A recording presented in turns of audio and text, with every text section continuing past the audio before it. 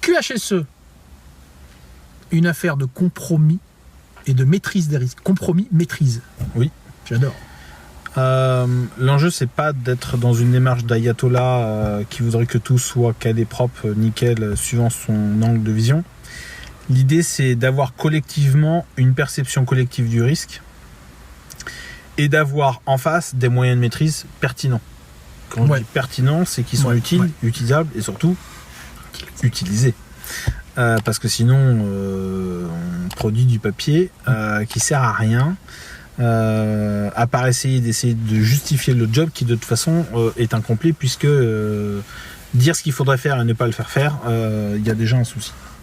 Ouais. Donc pourquoi affaire de compromis en matière de QHSE? Parce que dans les différentes branches que ce soit, la qualité, la sécurité, l'environnement, tous ces aspects-là, on est en permanence en train de chercher l'efficience, de trouver ce juste équilibre entre j'ai ces risques-là, je mets en place ces moyens de maîtrise. Mais encore faut-il que ces moyens de maîtrise ne nous emmènent pas sur des sujets qui sont inutiles, inintéressants ou qui font perdre de l'argent.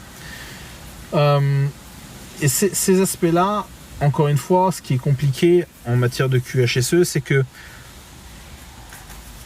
si votre message est trop polarisant, on va vous dire « Ouais, non, mais moi, je ne suis pas payé que pour faire de la qualité. Moi, je ne suis pas payé que pour faire de la sécurité. Moi, je ne suis pas payé que pour faire de l'environnement. » Et c'est pour ça qu'on a sorti un peu notre concept qui s'appelle « Maîtrise First ». L'enjeu, c'est pas de faire pour faire, bêtement. L'enjeu, c'est d'avoir la juste maîtrise du sujet, d'être juste sur le bon niveau d'efficience. Mais pour être efficient, il faut bien connaître son sujet, bien connaître les moyens de maîtrise, pour s'assurer que ces moyens de maîtrise soient pertinents au vu du risque, de ce que vous souhaitez protéger, et des moyens que vous engagez. Et là-dessus, c'est toujours cette histoire, c'est pour ça qu'on parle de compromis, c'est qu'on est toujours en train de chercher cet équilibre permanent en fonction de la situation et surtout de son évolution, parce que ce qui est vrai hier ne l'est pas forcément encore demain. Et c'est en ça que c'est extrêmement important d'être vigilant dans la durée, c'est de s'assurer que ce que vous déployez reste utile, utilisable, utilisé. Ouais. Et la résilience passe par ça. Elle passe par votre capacité en permanence à vous poser la question de est-ce que c'est toujours utile, utilisé? Non, on archive. Moi j'ai vu des systèmes, ils étaient taillés dans le marbre, et puis quand on regardait en disant mais qui respecte quoi là-dedans, les gens vous disent rien ni personne. Ça fait longtemps qu'on fait ça. Ah ouais, d'accord. Donc en fait, on a un super truc écrit dans le marbre qui sert à rien et à personne, et donc ça sert. On jette de l'argent par les fenêtres. Encore une fois, là-dessus, vous devez trouver toujours ce juste équilibre. Et c'est pour ça que c'est une question de compromis par rapport à la maîtrise des risques. Non pas qu'on cherche à annuler les risques, mais qu'on cherche juste à faire en sorte que les prises de risques soient sous contrôle. Pour éviter que si ça devait dériver, on a les bonnes mesures qui font qu'il n'y aura pas de conséquences.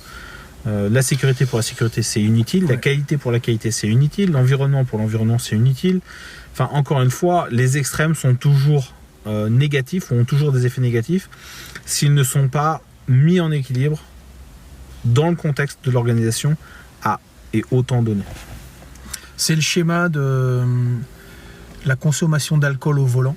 Il y a quelques années, on disait ne buvez pas au volant. Aujourd'hui, on dit si tu bois, ne conduis pas. C'est-à-dire qu'on a identifié le risque et on fait en sorte que ce risque-là, il soit pas, en gros, que le conducteur alcoolisé soit pas au volant où là, il y a la situation risquée. Donc les messages peuvent changer et ça rejoint ce que dit Guillaume sur la notion de...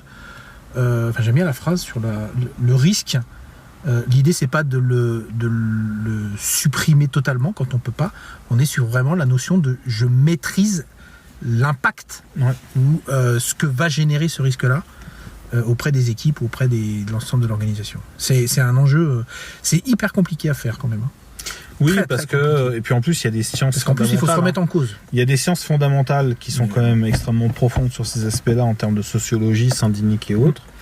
Et puis ça exige une implication et un travail collaboratif qui est délicat à amener parce que les neurosciences nous le démontrent chaque jour.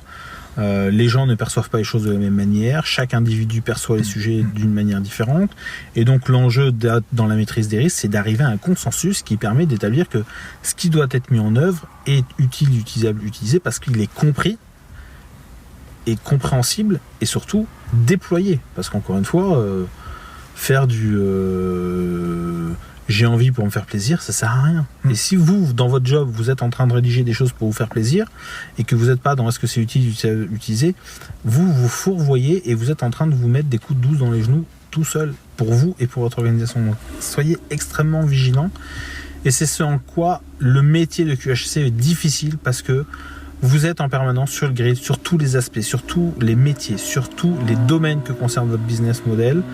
Et ça exige de votre part d'être bon dans plein de domaines, en plus de celui du management, de la finance, du coaching, de l'exemplarité que cela exige, etc. Donc c'est pas juste un vœu pieux, c'est un métier complet extrêmement délicat à mener si vous voulez qu'il soit fait dans les règles de l'art. Voilà. Ciao. Salut!